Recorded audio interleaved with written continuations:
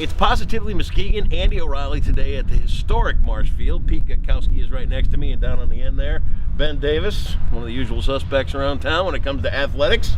Good to see you guys both. Thanks for taking a couple of minutes today. June 6th. June 6th. Already getting here. The Clippers are going to play at his Marsh Field. This is a historic field. We did a little research going into it, and talk about the history here, Pete, about Marsh Field.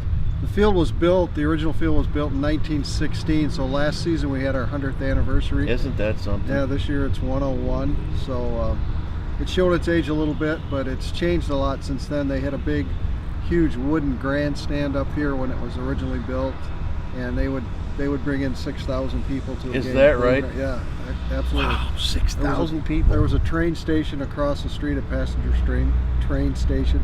People would come in, and yeah, I guess there was nothing else to do in Muskegon at that time. You think? That's part of it. Plus, they didn't find the lake by then, you know. It didn't develop that far yet. They said go west. But anyway, so it's a lot of history here. I think there's 28 players and managers that are in the Hall of Fame that either coached or played here. Is that right? Yeah, it's pretty amazing guys. Satchel Paige pitched here.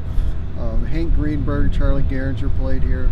Tons of people. Derek Jeter was here for a tryout camp at one point. Was he really? Yeah. So it's really a lot of history. It's here. a huge, and you know, one of the things that I like about Marsh Field here too is that, though it's changed over the years and things like that, it is still essentially a historic landmark for Muskegon. To think that, I mean, they had the All-American Girls Baseball League playing here. That was used to be a farm team for the Yankees that played here. Yankees, the White Sox, and the Tigers all had teams here at one time. No kidding. Single A teams, yeah.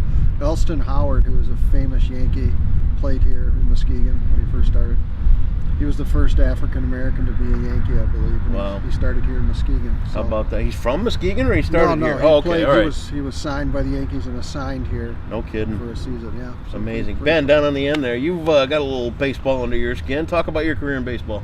Yeah, it's been crazy. I was fortunate enough to play throughout high school, college, a little bit after that, and then been working primarily in baseball since 2006.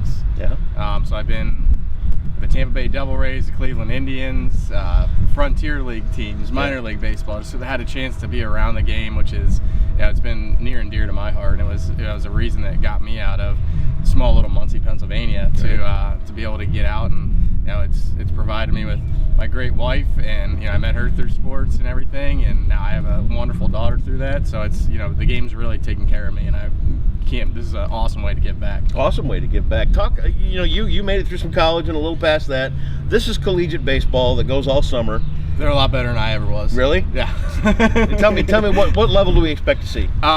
You'd probably compare it a little bit to what you'd see at a Whitecaps game. Really? I mean, okay. you're going to have some D1 talent here. Opening night, you're going to see a pitching matchup that probably hasn't happened in Muskegon since, we were talking about the minor league guys being around here with Kyle Paulig is going to be throwing from the left side for the Clippers, and then for the Loggers, the team out of Grand Haven, they're going to have Will Abbott, who's a freshman phenom that was actually the Saturday starter for the Citadel, which you usually don't get a weekend guy as a freshman. So they're both real hard throwers, real solid breaking stuff, and it should be a lot of excitement just to be able to sit there and be like, wow, this is happening in Muskegon right now. Right, and when we were at the office a couple of weeks ago, I popped in to see these guys and set the interview up a little bit, and we were talking about the scouts that will be here in town.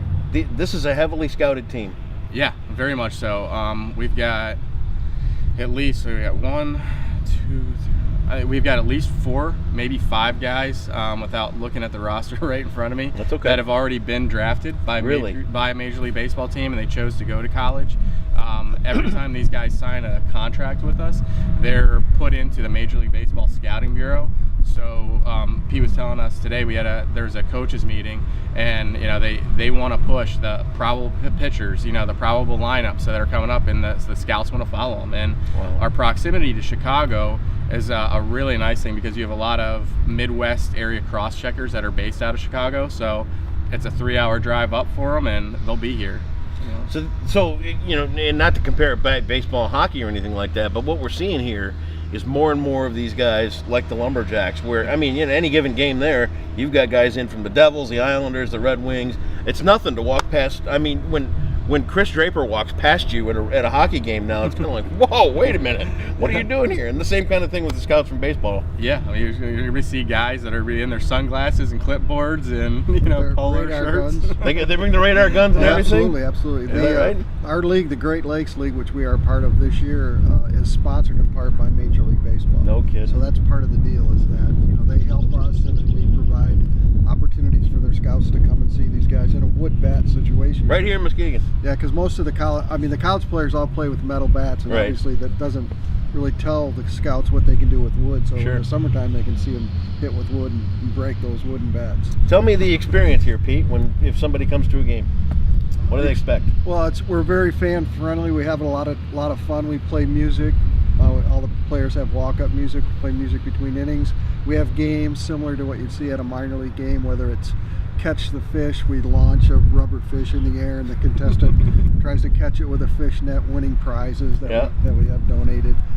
We do some dancing, and we do sing "Take Me Out to the Ball Game," and all that kind of stuff. So it's really a lot of fun. Our announcer, Mr. Lightpan, I know Tim very well, does a great job and gets the fans involved. And he's got a lot of little quirky sayings and things that he does. If the ball flies in the parking lot on a foul ball, he has the whole crowd yell "parking lot." And so just little things like that, and there's a lot of that going on during the game. I think that those little things like that are what people are going to take away and they'll really remember. I mean, and the goal is that when they leave here, they remember the entire experience, as opposed, I would, with what I've done around sports and things like that, I would rather have people remember the entire experience than what the score was. Yeah, and at the end of the game. And that's definitely the case. So even the non-baseball purist will have a good time at the game. You don't have to love baseball to have a good time. Just get out here and celebrate. Talk about ticket prices. What are we looking at?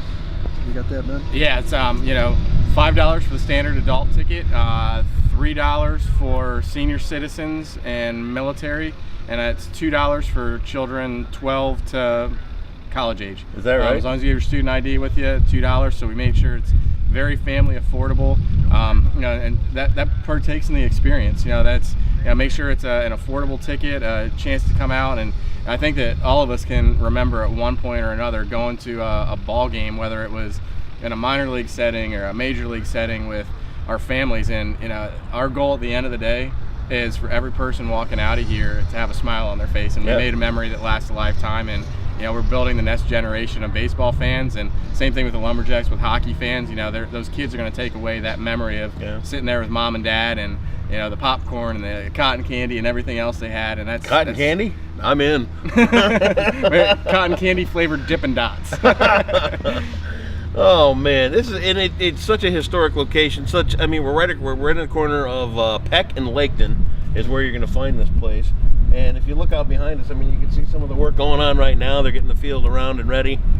Where do they get tickets? Well, you can get tickets walk up. You can just come to the ballpark. That's a Muskegon thing. Walk up. Yeah, that's all they want to do is walk up here. We always have room. We've never sold out, and we never will sell out because we'll just keep pushing them in. So. Yeah, that's the way it works. Huh? So we do have through our website, MuskegonClippers.com. You can go to Ticketfly and you can buy tickets ahead of time. Okay. If you'd like to. There's some packages there as well. Yep. But very affordable and a lot of fun. One thing I didn't mention is we run the bases after the game, and Tim will announce kids of all ages can run the bases, and then after that they usually can talk to the players who are still on the field. That's take a cool pictures thing with too. them, get some autographs, whatever. Hey, and these are the guys. And again, I'm just going to compare it back to hockey, but you got somebody here playing. You look at Andrei Svechnikov. Yep. You should have seen the lineups for getting autographs from him. At the Lumberjacks this last year, myself included. That's going to be worth some money next year. But those future stars of baseball are all going to be right here, and it all gets underway June 6th. How long does the season go?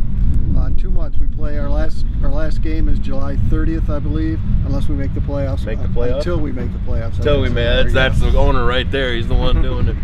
Guys, thanks for your time today. I think it's going to be a great season. We're excited to have you on board of Positively Muskegon, and the Muskegon channel as sponsors. We'll do some ticket giveaways over the course of the season. We'll do what we can to get you that first sellout, because I'd love to see that. Ben Davis, Pete Gawkowski. Clippers baseball gets underway at Marsh Field June 6th. All the details are right here on Positively Muskegon.